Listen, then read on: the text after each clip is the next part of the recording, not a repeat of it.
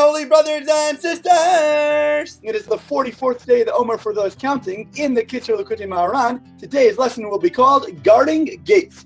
Teaching number 125. Shabbos eating is extremely precious and holy indeed. It is a positive obligation to serve ample quantities of many foods on Shabbos, because Shabbos eating is pure godliness and pure holiness.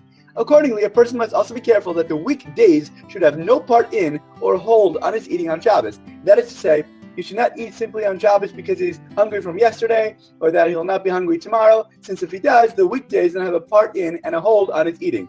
Therefore, a person should intend, when he eats on Shabbos, to eat solely for the sake of the holiness of Shabbos itself.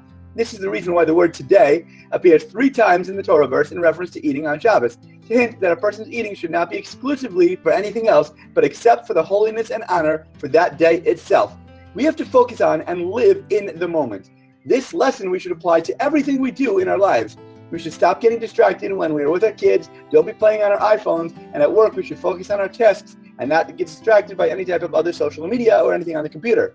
We should give what we're doing 100%. Teaching number 126.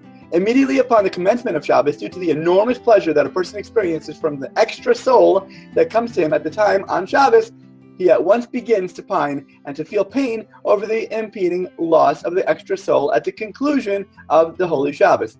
This is all alluded to in the verse, on Shabbos he ceased working and he rested, Shavas v'nefash, which we say at the beginning of Shabbos in the Friday night Kiddush, upon which our sages of blessed memory commented, now that it is Shabbos, woe to the loss of the nefesh, the soul. Beitzah 16a. This is similar to what is cited in the Holy Zohar, that whenever the students of Rabbi Shimon Bar Yochai expressed a great delight over the holy teachings that the Rav revealed, just then they would begin to pine and to yearn deeply and would say, woe to the generation when you pass away.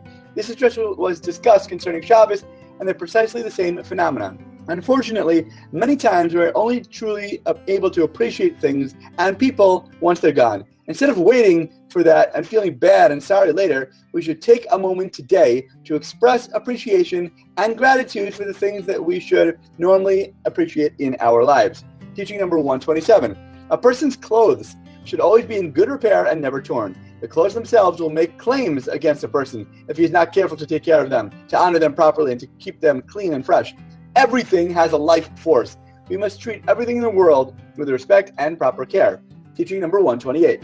There are men who have certain minimal levels of piety, and since their fear of God does touch their hearts to a certain extent, even a little bit, they lower their eyes slightly and do not stare at women.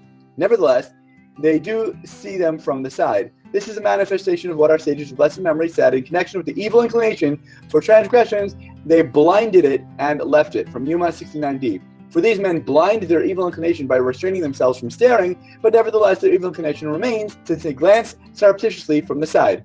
Unfortunately, many people do not realize that they must have a basic letter of the law intact. Our eyes must be completely guarded.